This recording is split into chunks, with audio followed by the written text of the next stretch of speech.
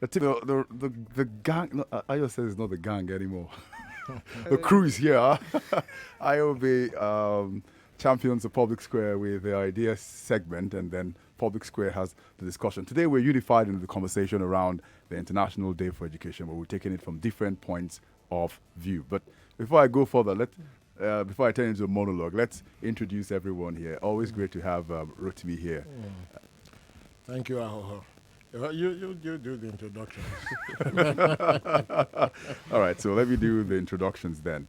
Joshua Alabi from Kini Saw Concept. It's great. Joshua is going to be giving us some perspective. We have also two Afiku Yomi. You know what I put as your first name? Yeah. He's from Stairs The Business. mind Yes. boggles. No, it's so the as only not one to who cause it's so as not to cause audience confusion. So he's Tokumbo, but it's not Honorable Tokes. We can use TJ. Uh-huh. Okay. Junior. Yes. Okay, TJ Afikuyomi is also here. He's from Stairs Business. So Yes. it's not politics, so you know why I was laughing. just now. Uh-huh. And then we have also too, from DPIA, Dr. Adebukola Adebayo. Great to have him join us here today. Thank you. Yeah, he's been here on a number of occasions to talk Good about evening. education. All right, and I complete the circle with the host for the idea segment, IOB. Thank you very much, Shagoho. And I want to welcome listeners to the studio. I'm very sure that there's so much to keep you glued to your radios after the ideas segment. But before I get into the discussion with Joshua about the role of the creative arts in public awareness, education, and so on, I should say that one of my correspondents on Twitter did express some sorrow that the program only lasts for such a short while and that we should have some phone-in. And so I was sort of saying, yes, you see, my listeners are keen to have me. And they said, yeah, because I wanted to correct a mistake that you made in your last program. So I think I should correct that mistake, which was that I was talking when we were, because it's education related, I should say. We were talking about the decision by JAMB that to demand what I said was the national identity card. And then they later said, okay, no, you don't need it. But actually what Mr. TCP White said was that he wanted to correct was that JAMB asked candidates to get their NIMC, their national identity. Number, NIN. No, he's Well, it's not in effect, the it's the number. They need the Yeah. number. What JAMB wanted was the number. They didn't have to have the card. Right. So I should correct that in the interests of not. Although happily, my misinformation came after the whole issue had been thrown away, which was actually the subject of our discussion. But So it we is, didn't add to the problem. so I'm happy that it's been that has been pointed out. But I would still like people to want to interact with the program, Yes. even when they don't want to correct mistakes. But I do actually also, if I do have them, prefer to get the proper information out there. But Joshua Alabi is the moving spirit, as far as I would say, behind Kininthor Concepts. I should say that I first saw them knowingly. I'd probably seen them before, but I first saw them knowingly at the year before's Wole Soyinka Awards for Investigative Journalism. And they did a sketch which I just thought was so creative and engaging, for people. I mean, they didn't have a lot of props, but the way that they made use of it, the seamless way in which the narrative flowed, I thought was very interesting. And what they were doing, Joshua, you might want to give us the name of the production and what you were trying to get across to the audience on that occasion. Yeah, I think that was in 2017 or 18. The title of the performance is Bull Sense. So we play a lot. So we tried to bring in the bull, shit word, and nonsense. So we try to bring it together, and because we were just really tired of a lot of things happening at that point in Nigeria, there was really a lot in the media, and a lot as regards politics and civic responsibilities, and the media wasn't doing a lot to help eradicate some of those things. Instead, they were. So we came up with a lot of Instead, monologues. they were doing what? The media instead, we felt thought they were, instead of being a tool for change, they were being a tool for business. Yes, business is good, but it was in the opposite direction. Not Nigeria Info. No, not Nigeria Info, but a lot Thank happened you. on Instagram, a lot with some TV and radio, and we ran it was a lot of commentary that we tried to run as regard politics, corruption, accountability. So, do you when you do this, is your objective to sort of get people to do less of finger pointing and more of recognizing where some of these issues arise? I think both finger pointing, naming and shaming, and awakening the spirit, opening our minds to say these things occur every day, so we don't have to wait until it's me or it's you before we begin to talk about it. Yes, I would say we think of it in 360, and That's in the round. yes, completely, in the round. As it affects me, it affects the other person. So the fact that it's affecting the other person today doesn't mean it won't come around tomorrow. So if I do not speak up, if I do not act against it now, if we do not continue to reiterate that there's corruption everywhere, not just in politics, but even in churches and in school, in schools, then someday it's just going to come back to you wherever you find yourself. Okay. Now, of course, you know, we're here on a radio station. We have an audience, I hope, of many people. Newspapers, they also sell in their thousands. But yours is a theatre company. Why do you feel that you have something to say that will make an impact or reach anybody? Okay. Firstly, I want to believe everyone, we're Nigerians, we're Africans, expressive, so we like drama. We even do drama when we don't even think about it. So we know that is really I appealing don't to... like drama. You don't like drama, but in a way, we're all really dramatic. And live theater is really appealing. It speaks to both young and old and different class age groups. And so using theater, using drama to address these issues, and not just because we want to address or we want to make everyone know what is happening, because they know already. So what we're trying to say is these are the problems we know that we have. These are the effects, the consequences, what you do for keeping quiet and not saying anything. This is what has happened, and this is what will continue to happen. And it would outblow, it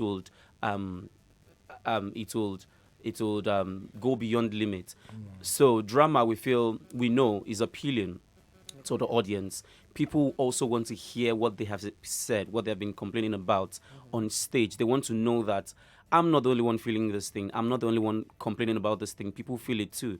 And they also trust the strength that drama has as a tool for reorientation. So some people watch drama sometimes, or they listen to the music, and they have a change of heart. Maybe not immediately, but for every time they want to take an action, or you want to throw that nylon out of your car because you've seen it in a performance, maybe you do it. After, you will remember, you will think about it. That picture keeps coming to your mind. Okay, so I should, in the interest of full disclosure, I should say that both the ideas segment and Kiniso, in fact, the ideas segment completely, Kiniso in some regards, are being supported by the MacArthur Foundation through the Center for Information Technology and Development to bring some of these issues about corruption and fighting corruption to the public. But beyond theatre, in which people look at you on the stage, what else is it that you do that you think really brings the issues home to people? So I would say yes. So far, it's been theatre workshops, talks on advocacy. Recently, last year, we've created over 20 works that speaks about. I mean, where do you perform them? We perform them all around Lagos, all around Nigeria, in Kano, in Abuja, bus stops, Obalende bus stop under the bridge. We were there for a whole evening, and we kept performing, and then we attracted all the area boys and the police officers and everyone, and they watched the performance, and then we had a conversation afterwards, and we're so very metaphorical, but sometimes we can be very daring and direct in when we perform. For example, we performed something before the election at Ilaje, and there was an issue with the police, Ilaje Bariga in Lagos. Okay. And we invited the DPO, we invited the police officers, we invited them to the bus stop. We performed the piece at the market, and they felt really bad because they didn't know what to expect, and now they see this and they couldn't leave. They couldn't, but it was really effective. Afterwards, then we had the conversation to say, maybe you are not corrupt, but these things, it's happening, and we all can't continue to say, I am not corrupt, so I'll keep quiet. No. We go all around Nigeria performing these works, and the next step for us is, as a company, we can't do it all. We are attracting young people from universities, from the University of Ibadan, University of Lagos, from LASU, and a whole lot of other young people who've been calling out to. In the last 3 weeks, since January 6th, 2 weeks, we've been having workshops every day. One is going on as we speak, and they're all listening to me. And we've been talking about enhancing civic and public engagement on criminal justice system and accountability and anti-corruption. So we've been working on this, talking about it, researching, creating new ideas, creating stories, and we intend to do this for the better part of this year. And by December, we hope that we've been able to capture the minds of at least 500 young people. Do you get any pushback at all by people saying, this arts for social change as opposed to art for art's sake, which is just generally badun? Do you get people complaining that it's too political, or it's too revolutionary? Yes, people complain about it many times. But of course, when you have the negative feedback, you also get the positive feedback. We had one called Join Body at Okota.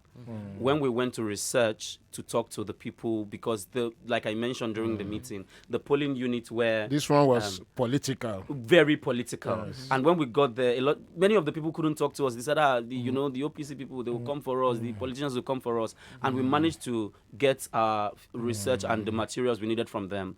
When we went back to perform, was this related to the ballot snatching? Exactly. In Okota? Exactly. And we went back to that same polling unit. After the performance, many of those who refused to talk to us, they recognized us, they came, they saw the performance, they came with their kids, and after the performance, they brought their children to say, we're really happy to see this, and we want our kids to learn how to speak boldly, how to look at tyranny, how to look at and say, I dare you. I know you're corrupt. To point fingers and speak boldly in the community. So in other words, it's big on accountability. Yes. And mobilizing citizens. Exactly. And apart from, you talked about the people who had a good reaction, but you didn't quite finish the story of what was the reaction of the police in feeling, I should put in inverted commas, somehow about the fact that their corrupt activities were being portrayed. At first, a lot of them were really angry. They didn't want to talk to us. Really? But we followed they didn't stop them. the performance? No, they did not. Okay. They did not. And they've never stopped it. Once some military Not guys even. did, What about the area boys? The area boys, so what we do is, we buy drinks, to get something, you have to give something as well. So we have some money to get their attention. To get their attention, we buy them drinks, we discuss.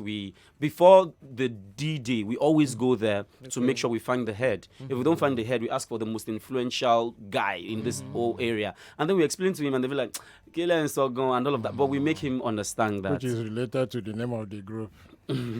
Kinenso. Yes. What are you saying? Exactly, and that's how we coin the word. And we always find a way. We always make sure we penetrate into their hearts, and then we go for the performance. And then these hardened ones are the ones who in turn invite the other ones and friends and say, "Oh, Eba Mogba Street, give them space," and then they even control traffic. Yes. And then sometimes they control the traffic for us and tell vehicles to actually hold on. Sometimes the police, they do that for us too. But after the performance, we talk to them. We make them understand that we are not happy. We are really young, but we've been hearing Nigeria will change since we were born. And it hasn't changed now. And when did you remind your kids that the motto of Nigeria is unity, faith, peace, and progress? And they don't even know. And they'll be like, oh, okay. And we get to know them even by talking to them. And we always reach a consensus. Okay. Well, I want to thank you, Joshua, for coming on. I think it was important that you came on because, when we are dealing with information and news and so on, we sometimes lose sight of the impact that something creative can have. A creative thing is not necessarily a true story, but it's not necessarily a full story. It's done in order to encapsulate certain experiences and to convey certain lessons. So I think that I'm grateful that you're able to come on. As I said, I found it very influential. Quite brave of you and your colleagues. I mean, that great exponent of art for social change, Fela Kuti. There was this legendary raid on the shrine. And as they were running in, police trying to arrest people, the band just kept on playing nonchalantly that, what haven't we seen before? And the DPO just shouted, to his men, arrest the music. And everybody was like, Baba. And that inspired something we did with another organization in Really? 3 years ago now for the Muslim Festival. We made a musical called Fela Arrest the Music, and it was about this topic that you just raised now. You see, what goes around goes around. So I want to thank everybody for listening to the Ideas segment. Please continue to engage with us, and please stay tuned because the public square is still open, even though they didn't ring any bells today. No Yes, bells. to celebrate our house Return. Welcome return. and the near end. Hey, my tension headache hasn't cleared. Please. People are still congratulating me that I'm sounding better. I've been sounding shaky for some time. Nigeria has been giving me tension headache. If you ring that bell, I'll just leave the studio for you. Okay. Public Square will be right back.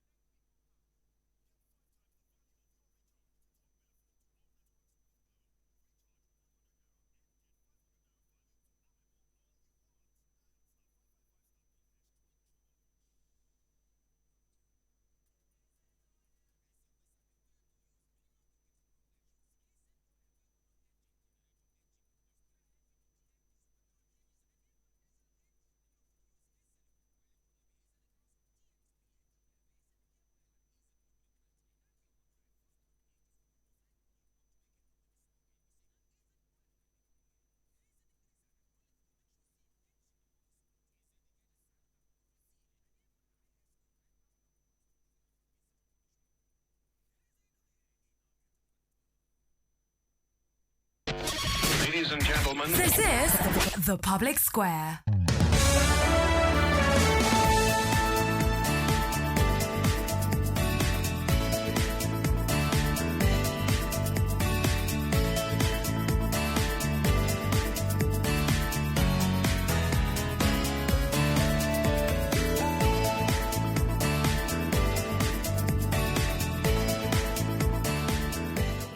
All right, welcome back. And on Public Square, we're still continuing conversations on education like we talked about earlier on.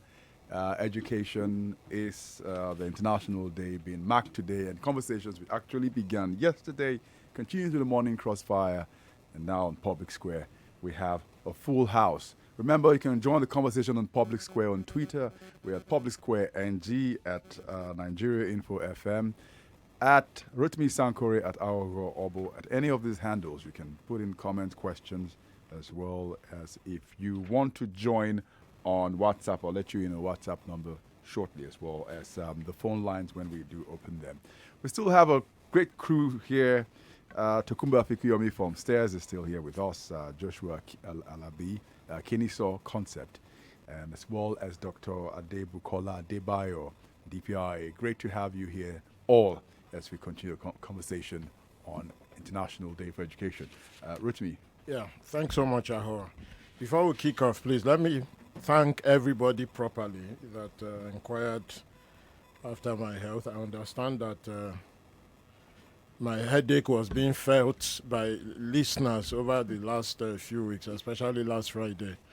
So thank you so much. Very grateful. Today we are talking about education. Today is the International Day for Education. It's actually the first International Day for Education, ironically proposed by Nigeria at the United Nations last year. I don't know what our ambassador to the UN was thinking. It's one of these things where it may be better to leave other people to propose it. You know, be that as it may, you know, the man did the world a lot of good. Education is one of the biggest issues with human civilization. No education, no future, more or less. So we are asking today, why is Nigeria unable, seriously unable, to overcome its educational challenges, and what is the cost of not being able to overcome those challenges? I mean, cost not just in monetary terms, but in socioeconomic, peace, security, developmental, human rights. I mean, the cost is so diverse and so deep that the best thing that this government can do, which other governments did not do, is just to invest everything possible in education. So that's why, you know, we're here today. Might just mention quickly that everyone may have seen the latest Transparency International Corruption Perception Index, and Nigeria has dropped 2 places. We just wanted to drop that on the table so that everybody knows. We'll come back to it in more detail on another program. The education agenda is so packed that if we start with that corruption matter, it will divert from the education matter. So, to kick off, we have a great panel, 3 people, Aho and I. Aho has introduced them. Talks. You are from Steers Business, and you do a lot of data on economy, business, and development. So let's come to you first. Why do you think the successive Nigerian governments have not been able to make the necessary investments? Yeah, so I think, it boils down to a few things. There's a lot of issues in Nigeria at the moment, and the government does not have enough resources to deal with all the problems. I mean, their security They concerns. don't have or they can't prioritize right correctly. Unfortunately, at the very beginning to start, there just isn't enough pot to even pick from. You slice a pie, but what matters is how big is that pie at the very beginning, and that pie isn't big enough.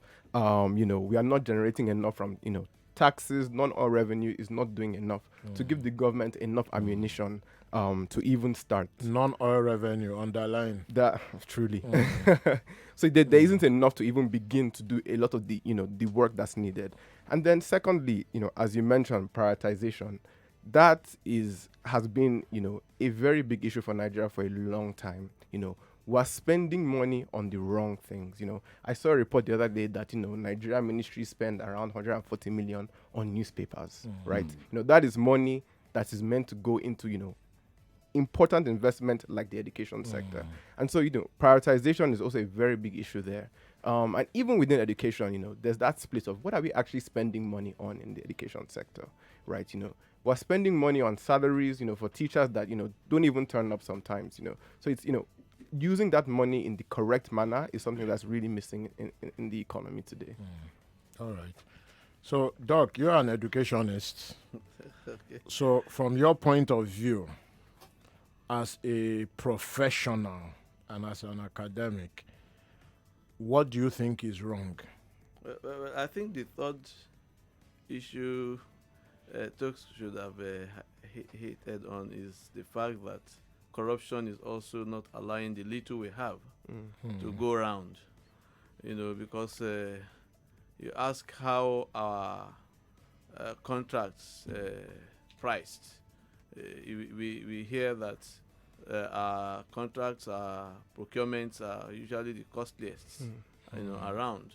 And so if you need 10 million to build, 100 million to build let's say 2-3 schools, and you put that 100 million in one school just because of corruption and improper pricing and all of that go with it, then even the little you have will not do anything. But I begin by saying that I always ask the policymakers. We've been hearing about housing deficits, that deficit. Do we know the schools deficits we have? We know that the UNICEF keeps saying that there are about 13 million out of school children in the country. So how many schools do we need to put them in? How many teachers do we have or do we need? So these are some of the statistics that we need to know so that we then can plan year in, year out. So how much of these children are we getting into school on annual basis? How many schools are we building on our annual basis? This is what I expect the Federal Ministry of Education to be doing. It is the state, of course, that's supposed to deliver directly, if not the local government in That is particular. for primary and secondary. Exactly. But of course, the federal government can coordinate and incentivize the process. Encourage the states to say, okay, we have this pot of money, we can support you, just like they are doing with the UB program.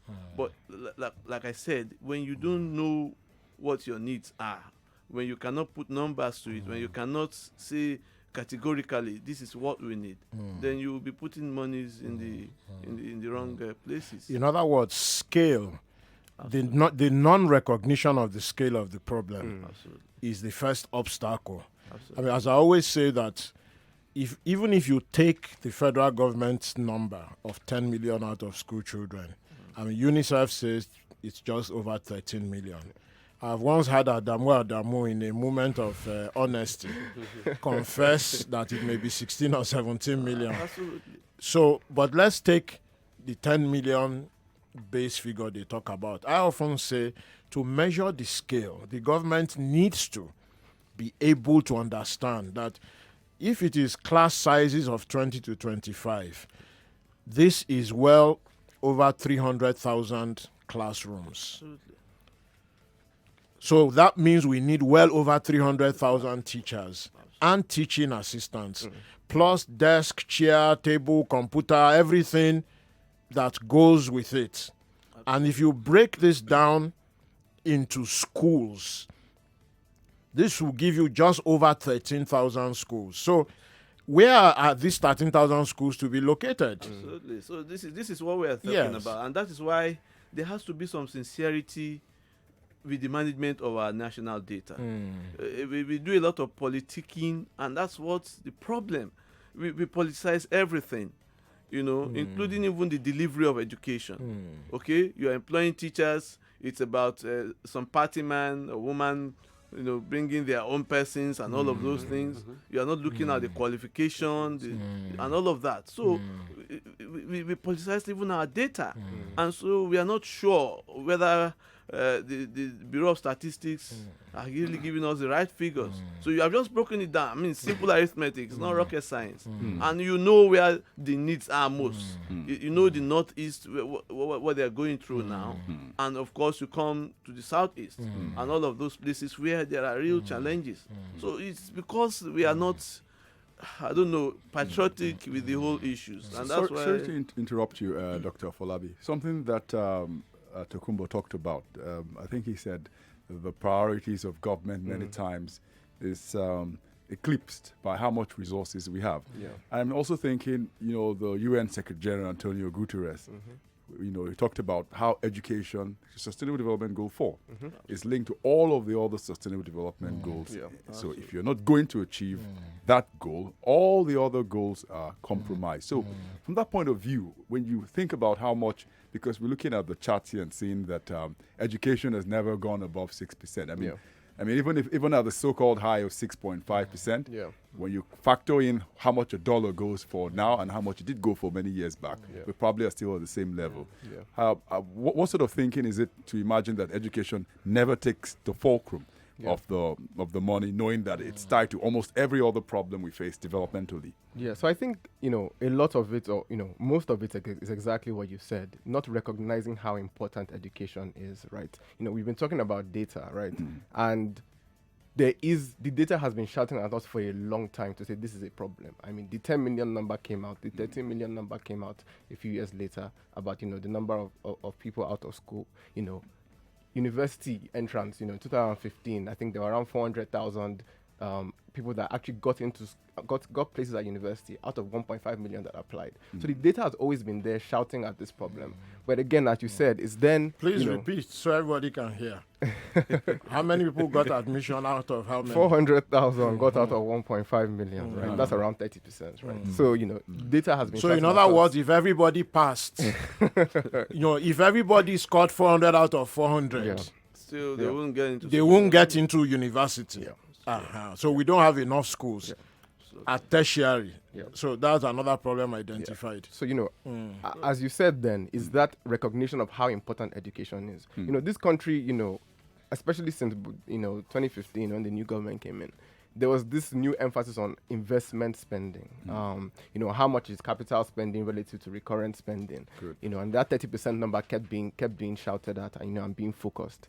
But the country as a whole has not really recognized education as a very key component of investment. We're always thinking of physical investment, roads, these are important things. Roads are important things. Airports are important things. But, of what use is that if you don't have the human capital with it? And economy, economic growth is defined by, to develop and sustain. Exactly. There's no point of a road if you're not teaching people exactly in the economy. How are you going to produce goods and services? Why would businesses come to Nigeria, to produce if there's no, labor to use? So that recognition of the importance of education, the way it's linked to all those other development goals, is really lacking currently in the country. There's something that Dr. Folabi mentioned, and Joshua, I'll come to you in a moment. He mentioned something about the quality of teachers, which obviously is another big obstacle. Yes. So if you look at the countries at the top of the global education table, certain things happen there. First, you don't become a teacher unless you're at the top of your class. That's one. Yes. Two, even being top of your class, you are not allowed to teach until you go to learn how to teach. So you could have a first class in chemistry, physics, drama, fine arts, whatever it is. You will not be allowed into a classroom until on top of your first class you go and learn how to teach. Whether it's postgraduate diploma in teacher education, masters, you will not be allowed to touch chalk and walk into a class with children. Yeah. So that's another problem we have here, because a lot of people, and only heaven knows how and when this thing started. Yeah. I mean, since, at least by my own understanding, in the mid-80s, when I was working in a university library, and people were talking of a nearby college of education, the way they talked about it at that time, as if people that end up in that college of education are people who didn't do well enough to get into university. And I kept thinking to myself, if this perception is true, are we not in trouble here? That's what it has been. I think the attitude towards education dropped in the last 45 years, seriously, drastically. Because if you look at progressively from then on to now, if you look at the cutoff marks for JAMB and all of those exams, education always had the lowest.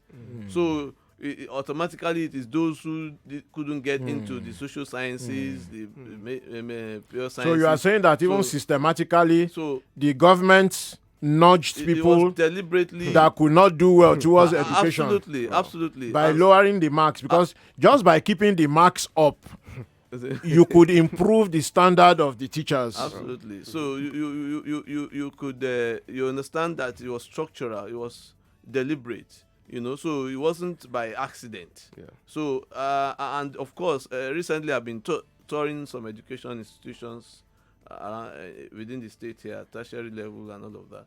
And when you get in there, you if you are a progressive-minded person, you wouldn't want to work in those environments. So you are not encouraged, you are not enticed to come around. So the attitude, everything that the atmosphere around our education system, around the schools and everywhere, is not encouraging. And so if all of this persists, you can't get the best back into the system. You can't entice them, and there's no deliberate program of government, to say, okay, we want teachers, we want this quality, we want that. Lagos State is currently recruiting teachers.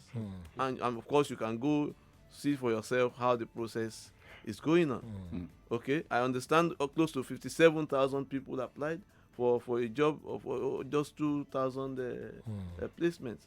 But of course, what's the quality? These are some of the issues. And until there is a deliberate program, a deliberate policy to raise the standard, to say this is what we want to see. I think it's some of the private providers are trying to raise the bar, kind of. But of course, But at what cost? at what I wanted to just touch on this Sorry, quality point. Joshua, we'll come back to you, Tox. Joshua, so education is not just what you learn in the classroom. Education formal education for professional reasons. You go to some kind of school or institution.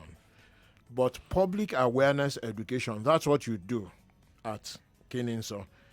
Have you found that using drama, you are able to raise awareness and public education about some concepts like public health, corruption, sanitation, things like that? What has been your experience? Yes. So firstly, we have a festival every November every year dedicated to, it's a theater for young audience festival, where we bring international shows from all around the world, created professional shows specifically for children.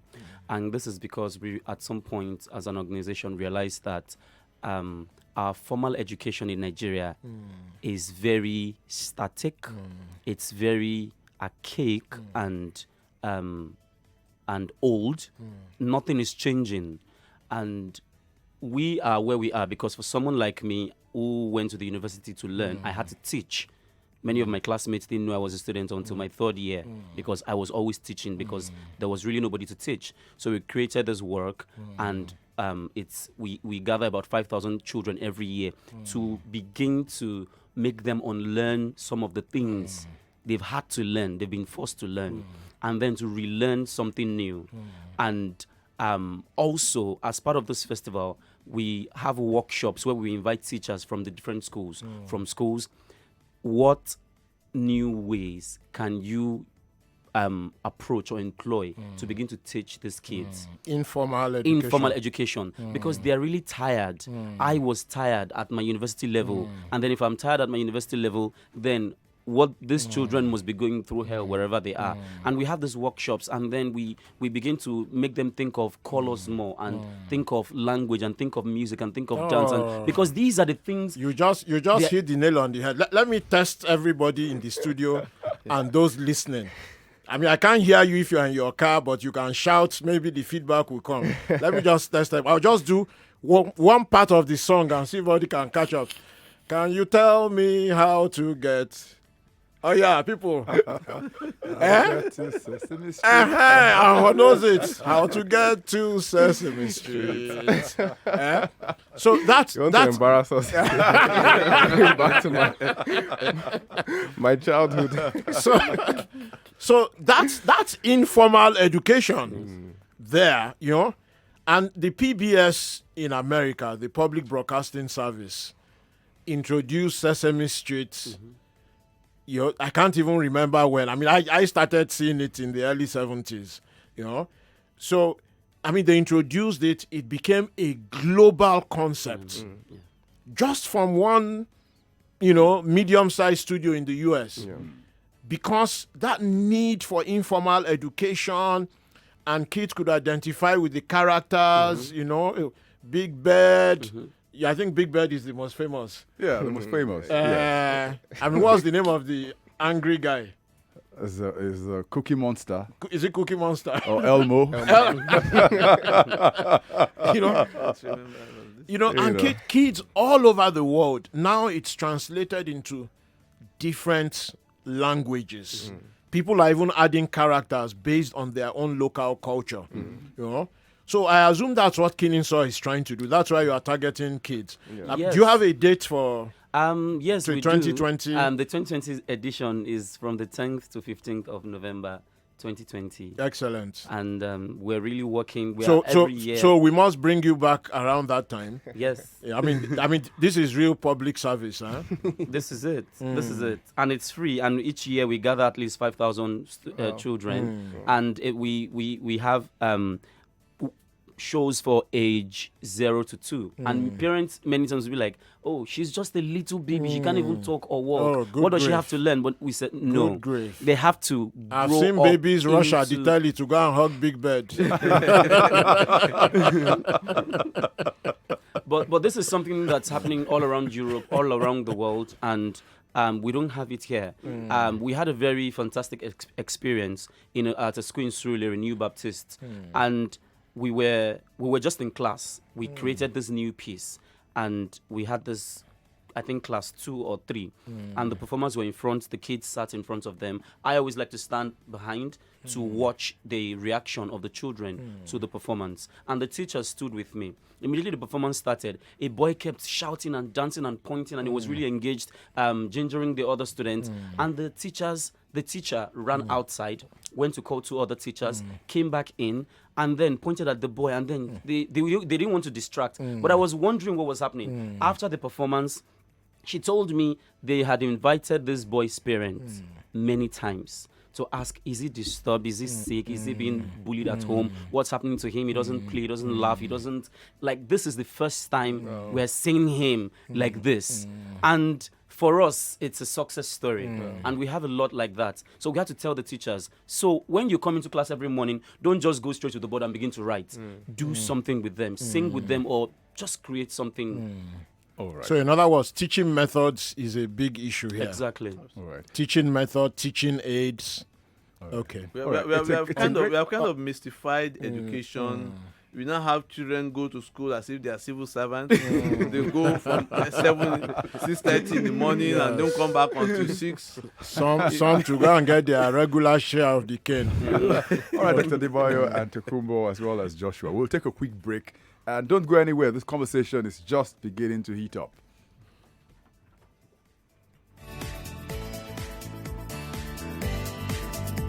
Public Square will be right back.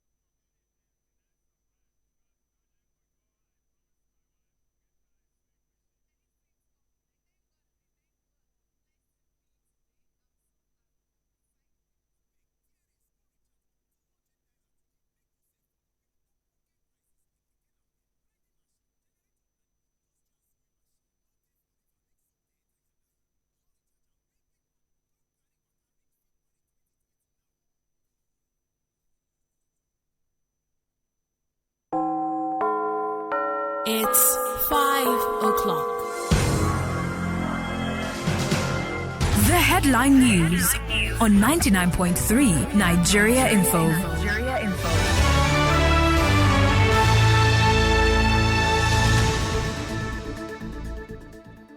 The speakers of House of Assembly in the Southwest Zone have pledged to provide legislative support for Amotekun, the security initiative conceived by governors in the region.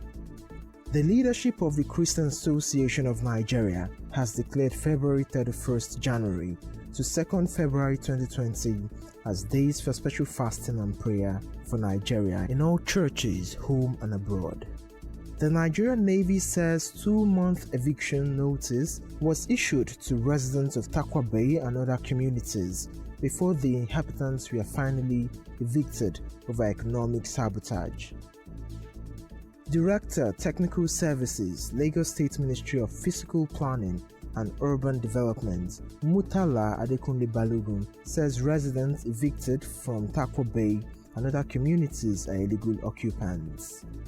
Independent National Electoral Commission (INEC) in Kano says it has completed the distribution of all sensitive and non-sensitive materials to the 9 local government areas whereby elections will take place tomorrow. The Nigerian Ports Authority have claimed ownership of the island where Takwa Bay residents and other surrounding communities were evicted by the Nigerian Navy over economic sabotage. The Nigerian Port Authority says measures have been put in place to tackle congestion at the Lagos Port Complex. The United Nations has called for international help to fight huge swarms of desert locusts sweeping through East Africa. And finally, China has widened its travel restrictions in Hubei province, the center of the coronavirus outbreak, as the death toll climbed to 26. And that's the headline news on Night 9.3 Nigeria Info. I am Oluwatosin Akirinde.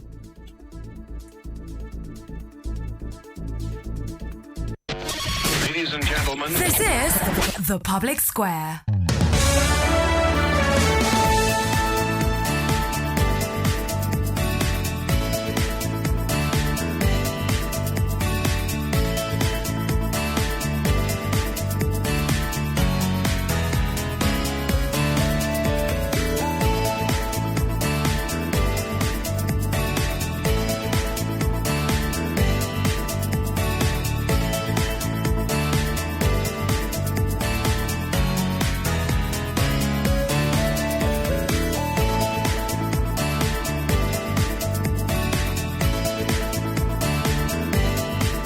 All right, welcome back. It's 2 minutes past 5, and I'm sure you're heading back home wherever you are. It's a Friday, and it's a great time, I guess, to roll up the sleeves and, let it down. But it depends on what side of the traffic you're in. If you're on the third mainland, I'm not too sure. You can't let it down now. You cannot let it down. We have a great discussion going on still. Your blood pressure may be going up.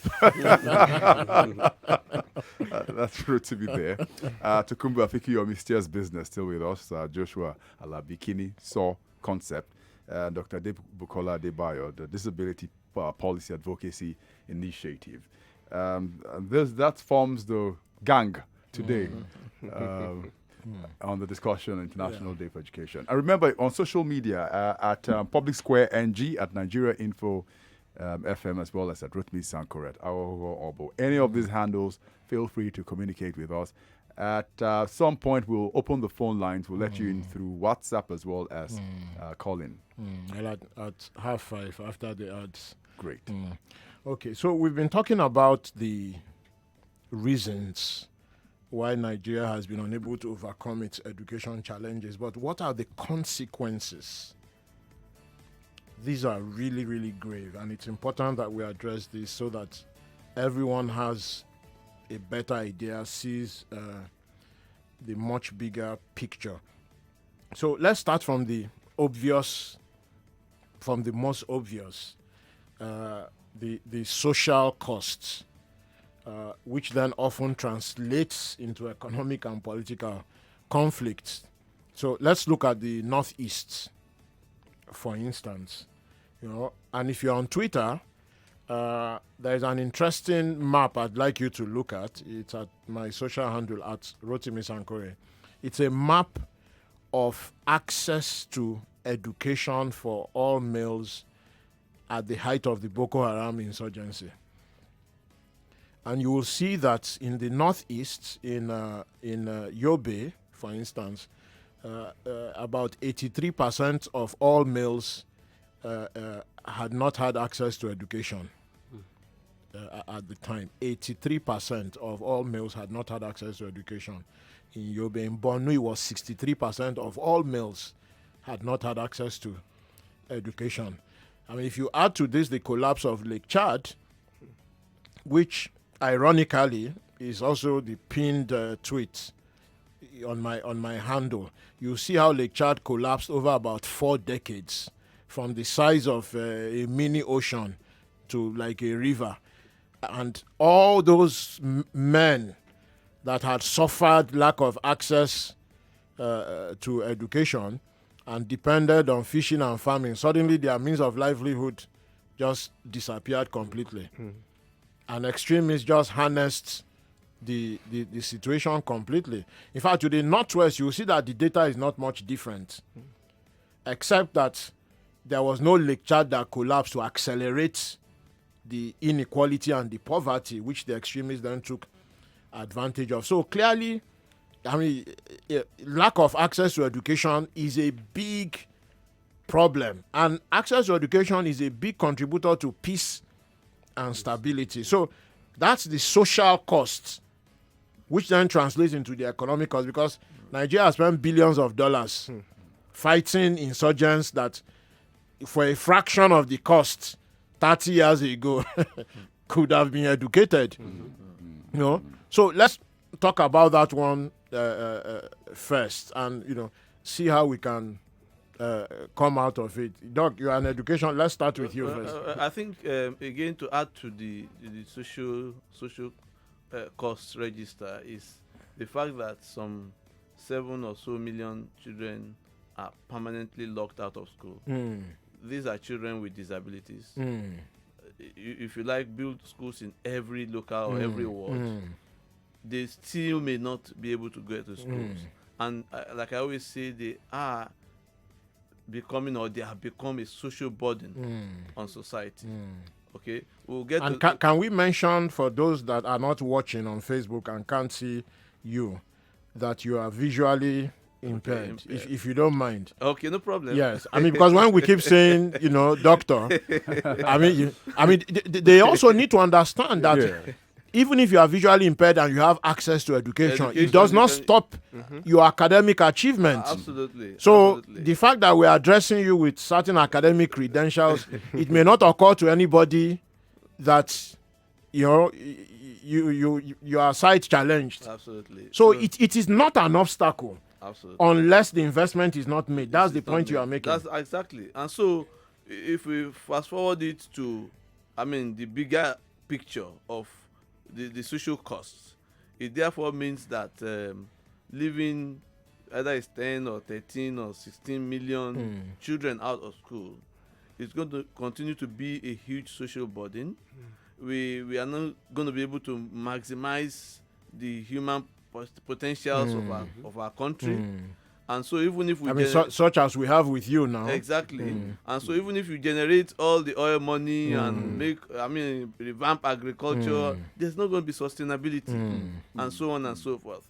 And so all of this, like you described with Lake Chad and all of that, we have the problems of the herdsmen and the kidnapping things, and of course the corruption we see in politics, the declining or already declined moral values, believing that nobody believes in hard work anymore. People just believe that because of the examples our politicians are setting. So all of this put together will continue to create a generation of hostile citizens, and of course they will come back to haunt the country in what we are seeing in insurgency, in kidnapping, in name it. And of course, going around the cycle again, you then have to invest what you would have invested in education, in defense, in buying Alpha jets and so on and so forth. So it just keeps some helicopter without rotor. Exactly. So it just keeps going on, and so what you would have spent developing, doing research, and all of those things, you then continue to spend in protecting the society. And how long are we going to continue? And meanwhile, the demographic balance keeps shifting. Absolutely. Because the population growth means that the number of those that don't have access to education grows exponentially.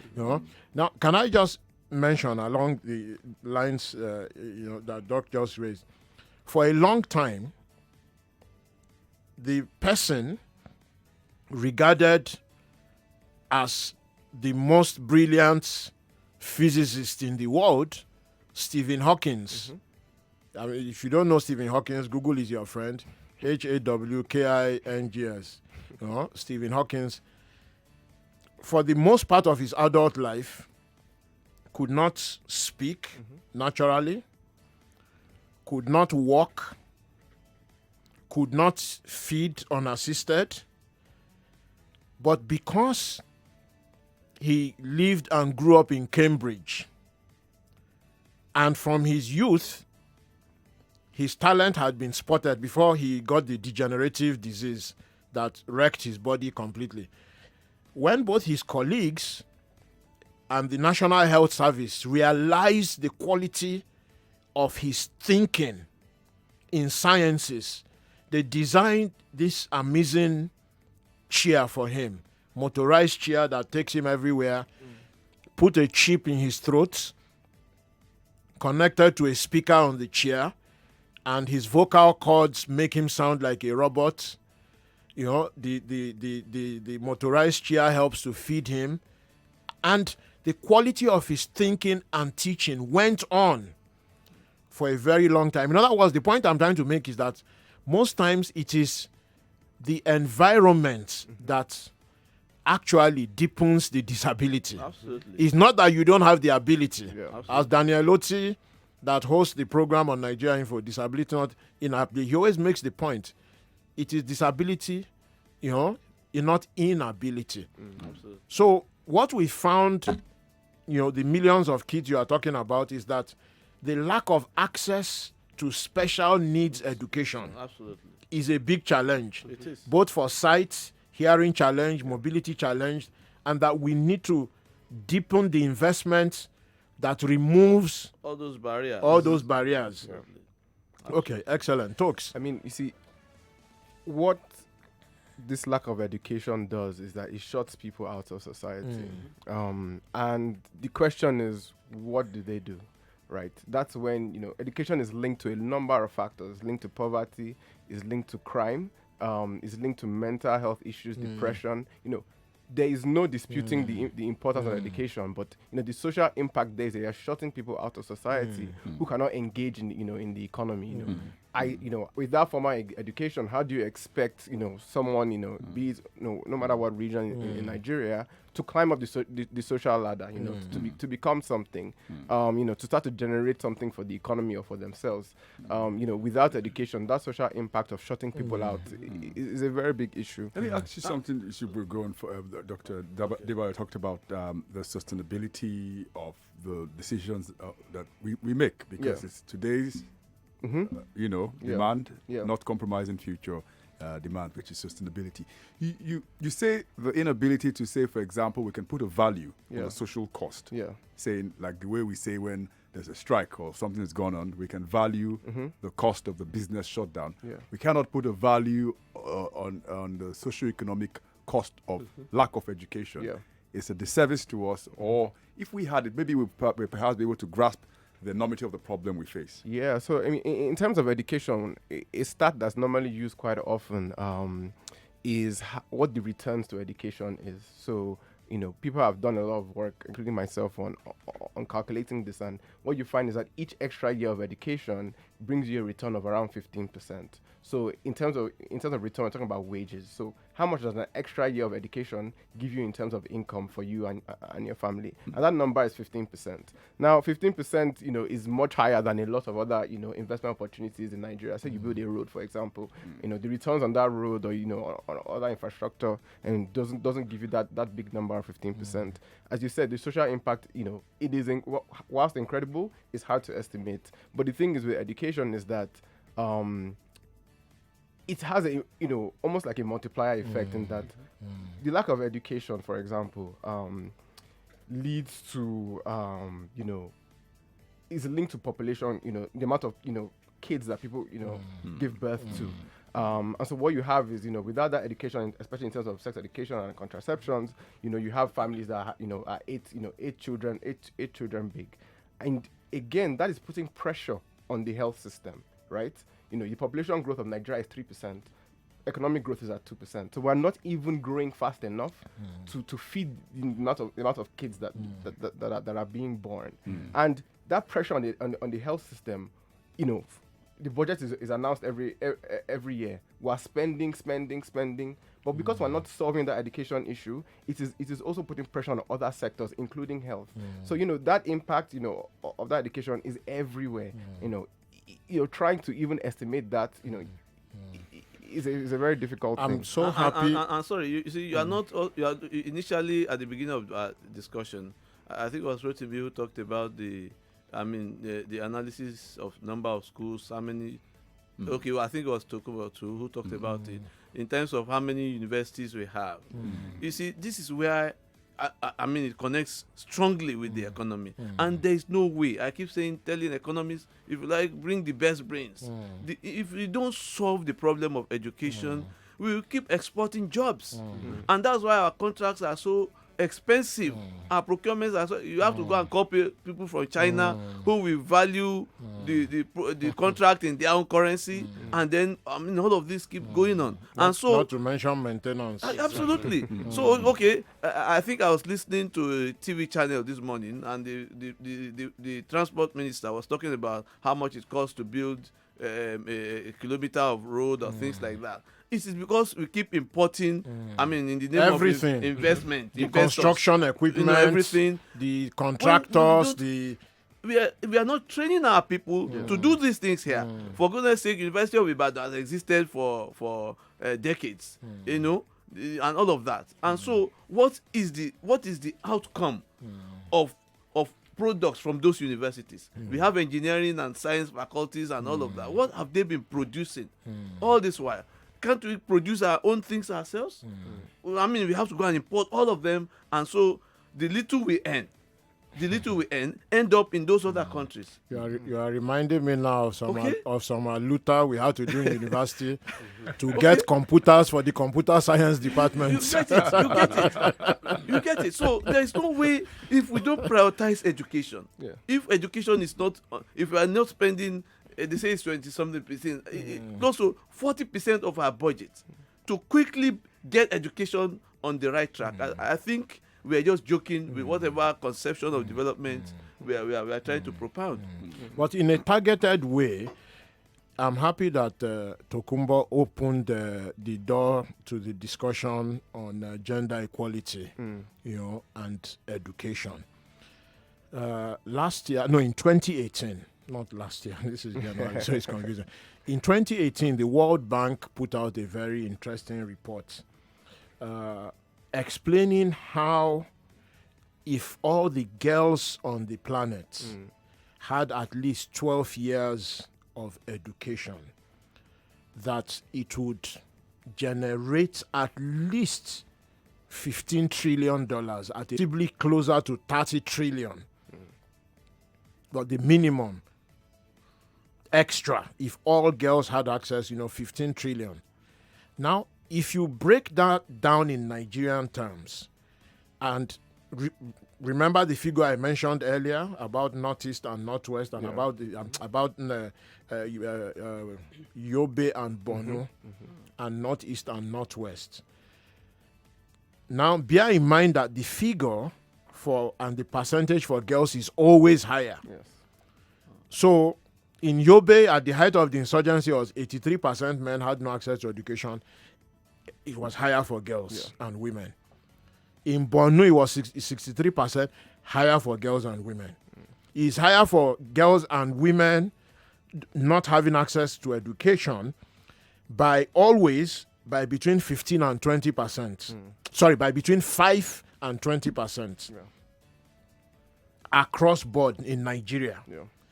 So imagine the billions that the Nigerian economy is losing by not providing education for girls. Meanwhile, the patriarchy that controls the Nigerian economy and politics thinks that it is oil, which it is oil money which they can steal and put in their back pocket. That is where the real wealth is. And don't pay attention to the fact that by violating the rights to education of tens of millions of girls, they are putting us in a permanent state of underdevelopment. I mean, if you look at the math, the poverty is always higher where girls and women are not in school. I mean, that's the math globally. It's not a Nigerian equation. It is global. And of course, one of the reasons we always talk about are things like forced child marriage. It is not anybody's right to subject a teenage girl to lifelong sexual abuse, assault, and violation. It's not any man's right.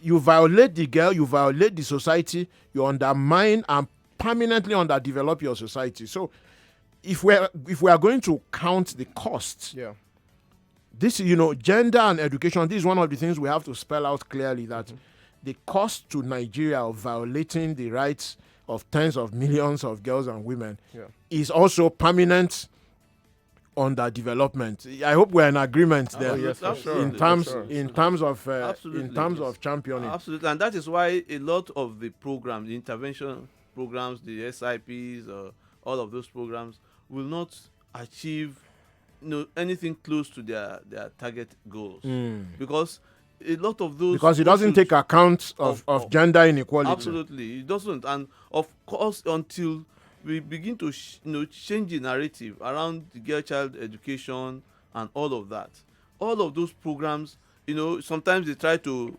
target women and give them, is it cash transfers of all of that. It will not amount to anything, because these are people they are women who don't have a voice of their own, who cannot take decisions, both informed or even uninformed decisions and all of that, because they lack education. Please, can I just mention, talking of voices, if you are noticing that women's voices are conspicuously absent here, it's because they couldn't join us, so not because they were not. Yes, I'm serious. Yes, the colleagues from budget, who were expecting them, you would have had them often on this program. Two fantastic ladies. They are in Abuja doing open government conference, and they couldn't make it back to Lagos today. So don't think these silly men, see what they are saying, but meanwhile the women are not there. So it is that's why some of these intervention programs will not work, and I think that it's high time the states and federal government declare the state of emergency, and I mean the state of emergency, not the political state of emergency. A state of emergency that manifests in budget increase, that manifests in the fight against corruption in the education sector. There is huge corruption in the education sector. When you hear any program, you see any major intervention, especially at the state level, go and find that there are some political undertones behind there. And there's no, you will never, I can, in Lagos here, I have not, or in the Southwest generally, I have not seen any sustained education intervention from one regime to another. It has always been every regime bringing their own, So can we also talk about the costs to sectors of society and the economy? I mean, let's look at the health sector, for instance. I mean, there is Lassa fever is about to break into an epidemic now. There is the coronavirus in China. I mean, I can bet you that if that coronavirus gets here, China with 1.3 billion people may have a better chance of containing it than Nigeria with 200 million people. So, honestly, almost every moment when I look at CNN, BBC, I just keep thinking to myself, oh, please let it not arrive. Or, please let it not arrive. Or, yeah, I mean, it's a huge problem. So, education is costing us in terms of staffing key sectors like health. By global calculations, Nigeria, population 200 million, needs a minimum of 400,000 doctors. Some estimates say that if you want to add specializations and make the ratio better, it should be at least 500,000. We have barely 40,000 registered. So our education system has failed there. And it is important to underline that it is an education sector issue. Of course. Because that is where they are trained from. How many colleges of medicine? Standard colleges of medicine. Many of them are not equipped. So unless we solve that problem, and that's just health. I mean, we often discuss mental health here. And it came out one day last year from some of the mental health professional psychiatrists that came to join our morning and afternoon programs, the morning crossfire with Wemimo and Sheriff, and the hard facts with Ahua and Sandra, that we have just over 200 psychiatrists in our country. For 200 million people. For 200 million people. I mean, we should have 50, 60,000 psychiatrists at least. So it hits us hard, and that's just health. Electricity is another big area. We should be at 200,000 megawatts. we're at 4,000. The investment in infrastructure is one problem. But honestly, we don't even have enough engineers. By default, you can't. So yes, because if some aliens came and delivered that 200,000 megawatts to us this weekend and then left, so we'll just find that we can't run it. Absolutely. So the scale. We don't have central water management systems or central waste management systems. We have unemployed microbiologists, but we don't have enough engineers to run those systems, and we can go on and on like that. Talks. So like you mentioned, we have unemployed microbiologists, and I think that is very key. The issue is not just the number of people that that we're not educating, but also the quality. We were talking about quality and the of ability education. to deploy even what we have. So, as you mentioned, we all remember that story about Dangote when he was recruiting for drivers, and he had at least 12 PhD holders applying, along with thousands of master's students and undergraduate students. So the quantity matters, but the quality is also important. I read something that the World Bank released in a couple of years ago, that a typical Nigerian child after 18 years, of education would have received around 8 years of actual learning. But in equality, when you turn that into quality, it equates to around 4 years, right? So half of, you've gone through education, but you've only in quality terms, you've only really gotten 50% of what you need to actually enter the labor market. And that thing you mentioned about unemployed microbiologists, is a very big issue we have in Nigeria. All right. Let's take a Sorry, quick. Joshua, I know you want to say something, but please let me preempt. Art often interprets these things. So Fela in the early 90s had this song, Country of Pain. If you are old enough and you went to Shrine, you will remember the song. I'm not a good singer, I have to try today. And Fela said at that time, if you're not careful with your certificate, you go become driver. And the point he was making there was that the way the structure, the whole song is about political economy. Yeah. The structure of the economy, the education system, the quality of the education, the employment opportunities, and the chorus was maddening, with your certificate, and the Shrine would, because people were like, man, this thing is going to happen now. Yeah. And people were calling him a revolutionary. He was just singing what was happening. Yes, and it's still happening. Right. So we'll come back to Joshua, once we come back from the break, before we go to the phone lines. What is the role of art in explaining these problems? All right. Okay. Public Square will be right back.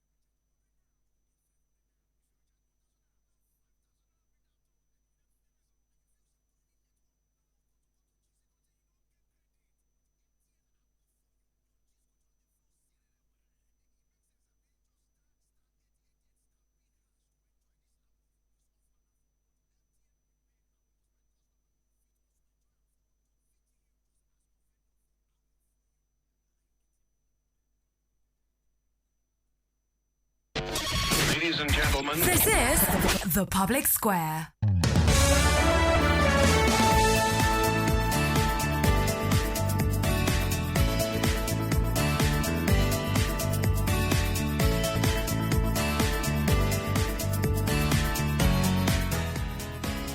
All right, welcome back, and we are on home run now because we're closing in on Public Square. But not before we hear from you shortly. Don't forget, we've got Tokumba Fikiyomi, Stairs, Joshua, Labi, Kininso Concept. Not honorable talks. Just driving. Disclaimer. Dr. Adebukola Adebayo, Disability Policy Advocacy Initiative. Our WhatsApp line, I'll let you have that now so that you can start to send those messages before we open the lines. WhatsApp number 0809 597 5805. Again, 0809 597 5805. Rotimi. Okay, so before we go to the lines, Twitter, WhatsApp, and what else? Facebook.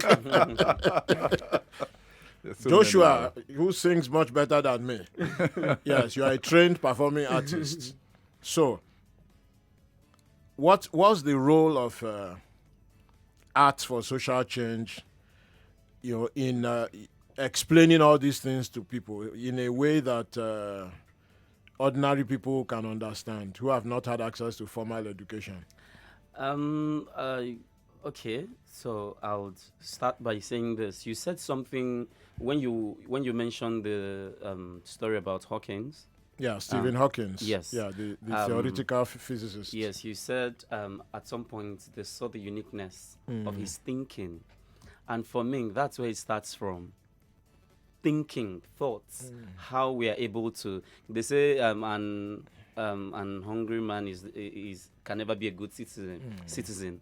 The uneducated man, and of course, education in the formal form, and even in the informal form. A man without that education, what is he to make of his thoughts of the Nigerian, of the average Nigerian who's unable to get that education? How is he able to think, and while thinking, how is he able to feel he's making sense, or his thoughts would go out of bounds and he would go on to creating something? A guy recently made a car in Abuja, and when I said the news to some of my friends, I just broke the news, and they disbelieved it because we've been trained, we've been taught not to think out of the box. I mean, this is also a problem that education has. Like I said, I was at the university, and then I was taught many things that I felt I did not need and would not relate into anything for me in the labor market. And this is where arts comes in now. Art, over the years, we've tried arts for social change. There was a time the issue of maternal mortality was rampant, and we had to go into the market. It still is. Probably getting worse by the day. Yes, we had to go to the market, and we had to begin to talk to some of these market women, and we realized they did not know. And education in this case now. Well, yes, we know they did not have formal education, but who says, or what is the role of the local government in making sure that that this has been an issue? And it is because the women are not educated enough or informed enough to understanding the fact that, you have to, maternal mortality is real, or, you have to do something, you have to follow the proper channel, you have to curb the ancient the practices until we made a performance and I think it's not just about making the performance, it's even about starting with engaging in conversations that are very positive, that are very progressive. Many years ago, there used to be the town hall meetings in some parts of Lagos where people just gather around, estate associations, and they discuss issues within about the environment. They talk about everything. I mean, even the irrelevant things. But it was very potent. It did a lot in changing the people, in making us realize the kinds of people that we want to be, how to take care of ourselves, how to teach, how to train, and so I think there's a lot more that arts, and not just arts this time, education as a whole can garner the thought process of every Nigerian, whether formal or informal. All right. You touched on something which is on one of the talking points, and perhaps we'll do a special on it, vocational training. You talked about the guy that built the car. I mean, vocational training is an area where it's overlooked completely. I mean, when the government says, by their own figures, 10 million school kids out of school, there is probably 30 million adults that could use vocational training. And we see them, the vulcanizer, the welder, the plumber, the electrician, really brilliant, industrious men and women, but they don't have the opportunity for certification. Absolutely. I mean, there's this old certification called the guilds as a certificate. And if you go to many countries, even in Africa, they go to training schools. That's why some of the artisans from other West African countries, some people prefer them when they are building houses because they are certified. They understand physics, they understand chemistry, they understand. So if they are fixing something for you, they understand water pressure.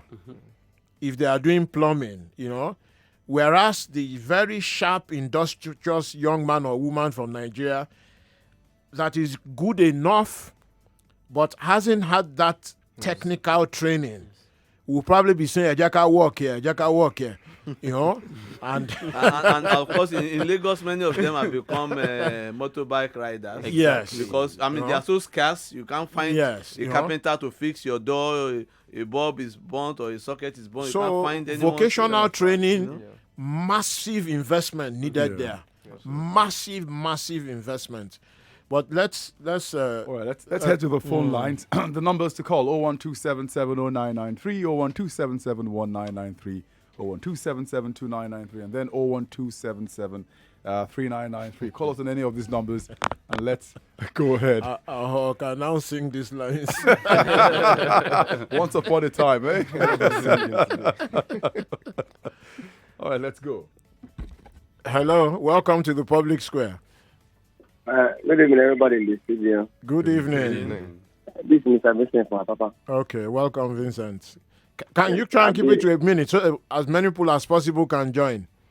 I've been enjoying what you guys are saying there, but to me, I believe it's one first thing first, because here we have serious fundamental issues. And from what I have gathered from some of the forums I've listened to, it is we have to go down and grapple with electioneering first.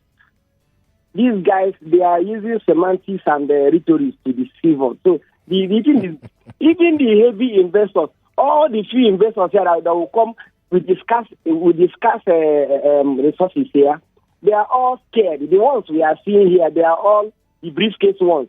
The ones that will come invest in 18 months at best, 24 months. Once they are looking at the position of the elections, they will all recoup the whole thing and look for so even Vincent, more. you are saying we need to deal with politics before we can deal with investment in education. To me, what we will do now, the fundamental is to pile pressure on these guys to tinker with electioneering, the fundamental, so that we can see serious guys coming out to engage us. So when you are engaging us, you tell us our timeline, not just coming to stand at the podium and say, I will give you light. Light, is it the other light, the burning fire or power?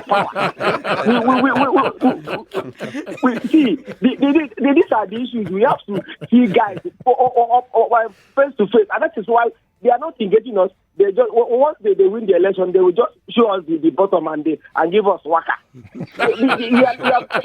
we have not started. Vincent, I think we should stop you before your language gets more. Is it a case of the chicken or the egg? Is it politics before education or education before politics? Well, I think if we teach the right leaders, because also, as they would say, Hello. leadership. Hello, sir. Hello, welcome to the public square. The maestro. Welcome. Yeah. This sounds like Chibobo. Chris. Chris, yeah, how this is are you? Chris, sir. Well done. Okay. Yeah, For those who don't Chibobo. know Chris, where is Chris joining the square from? From Sulere, sir. From Surulere. Welcome, Yeah. Chris. Great. Yeah, to my brothers in the studio there. Good afternoon, sir. Good afternoon, Chris. Yeah, the maestro. You remember when I mentioned to you about Afodemba? Aha. Okay. So those set of people running the affairs of this country in all For these those not departments. getting what Chris is saying, that the stomach is very important. So because of Afodemba, these people don't know what to do. Look at all the explanation you people have been given since. The maestro, you mentioned something about what Fela said about certificates. What is happening today? God, Chief Obo, who do us this thing, I beg? If I wish I have the power. Now, every one of you in that studio, I have portfolios for you guys and move this country forward. President Thank Chris. you. Thank you. Okay. Investment portfolios. Okay, let's take 2 more calls. We'll try WhatsApp and see, and Twitter. Hello, welcome to the public square. Thank you. Good evening. Good evening to everyone there. Good evening. Yeah, this is John from Festac. Welcome. Thank you. I have enjoyed what you guys have been saying, and I want to support that view. I think education is terribly key. We can't overstate it. It is key for us, particularly in this country. You see, if you notice what has happened within politics and across every sector, ignorance has held sway for a long time. And it's terrible, because just imagine a country where everyone is very enlightened, not just school education, but quite enlightened. We're talking about a different nation. Look at places like Singapore, for example. And look at the debate going on, like in the impeachment now. Let's put that aside, though. Look at what's happening during the Brexit, for example.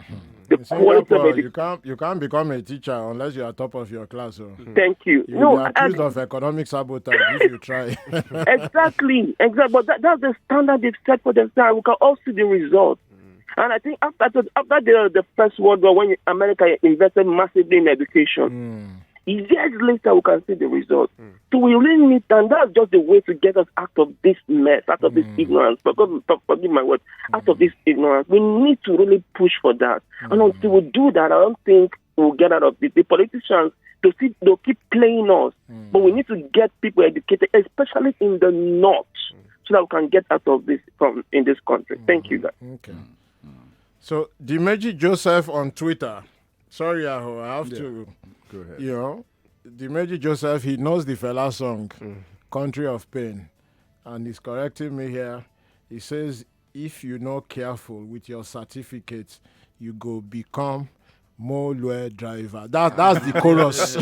Yes, that's the chorus from fella singers. You go become fella stops and they call Molue driver. And they just repeat it. All right, Dimeji, thanks for reminding me. Okay, I think we can go to WhatsApp now. Where do I start from? There's so many. Maybe I'll go halfway and then I'll come back before the end of the show. Good afternoon, gentlemen. Rotimi, he says, Oscar, the grouch. Eh? That's the Sesame Street character. He's the angry guy. Oscar, the angry guy. Street. Oh, yes. Yeah, fantastic feedback. Uneke from Yes, yes. All right, so that's the Sesame Street expert. Guys, grouch, before all of you leave the studio, you must sing that song.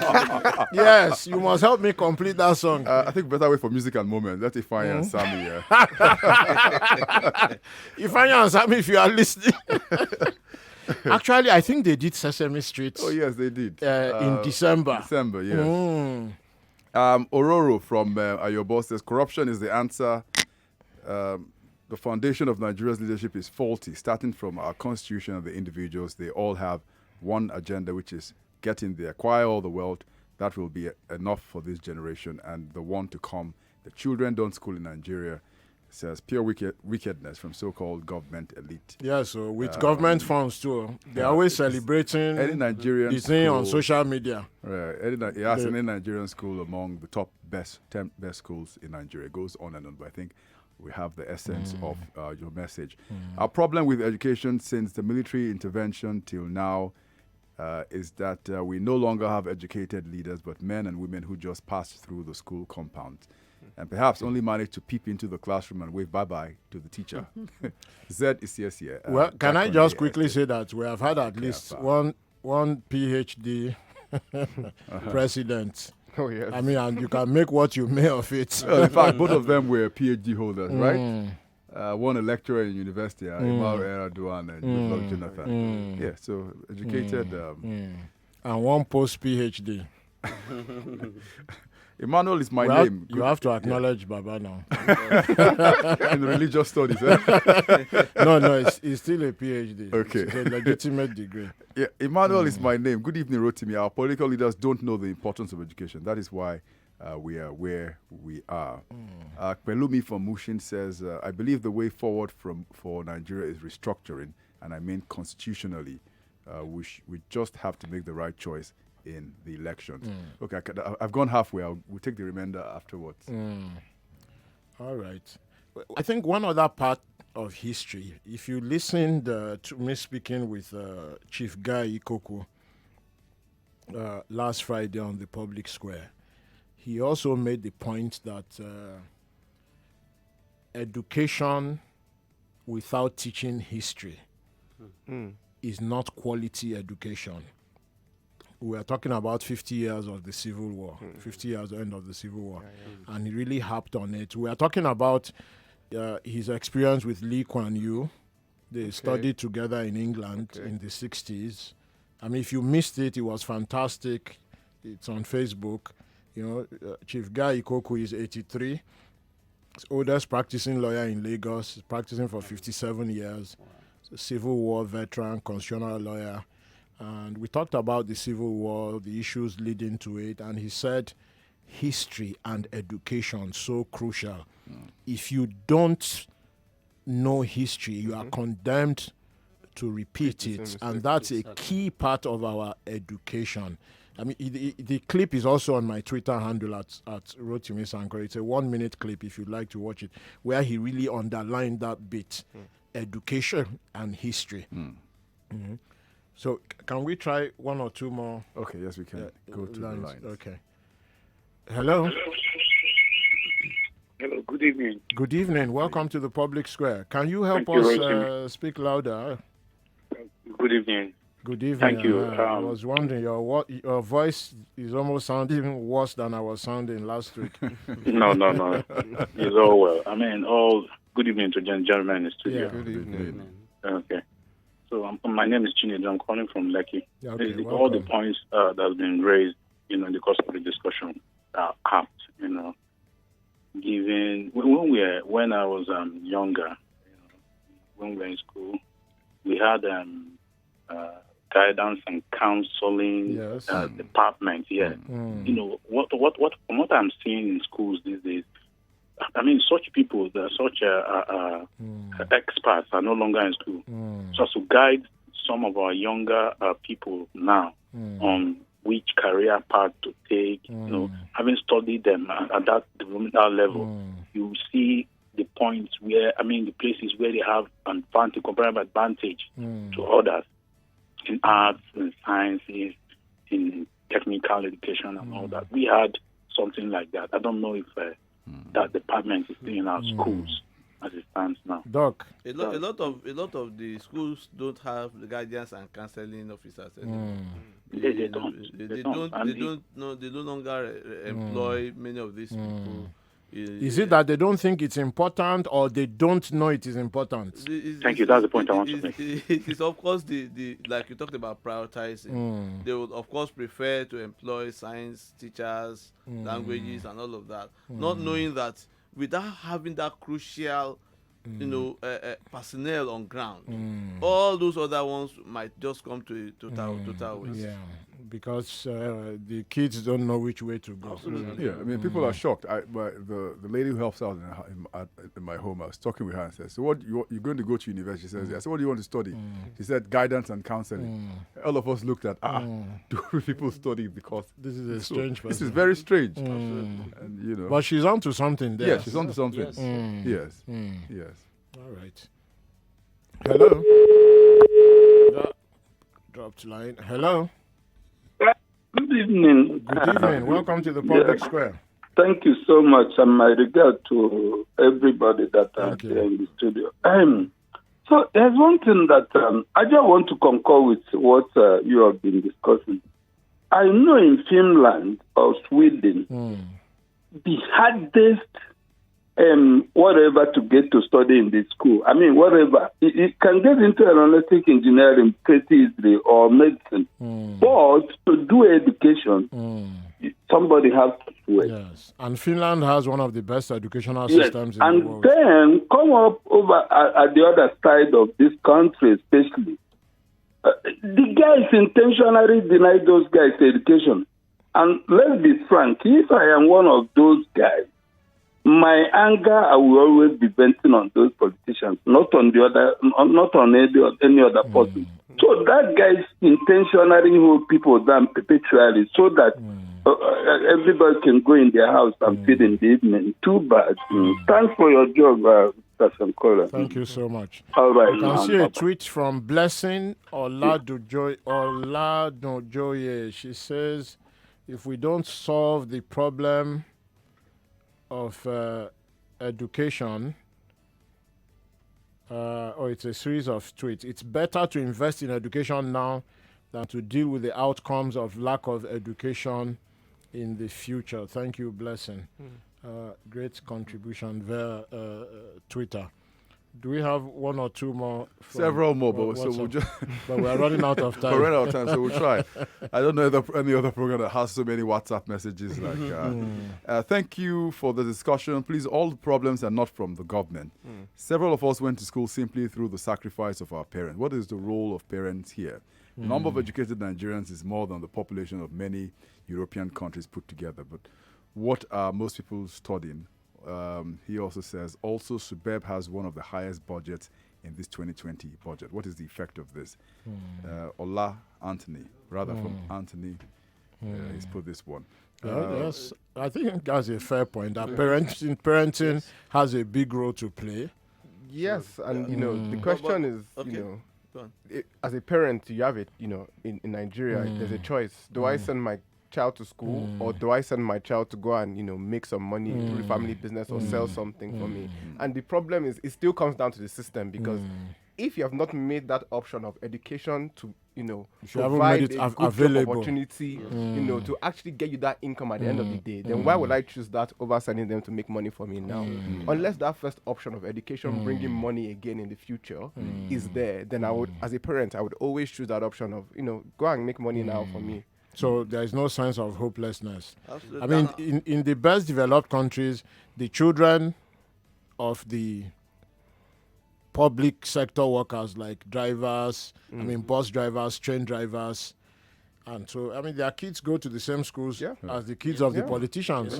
Unless the politician is a billionaire before coming into office. Let me quickly, exactly. Go take ahead. this one. Maybe this is the last one on WhatsApp, but I do apologize if we can't take any more.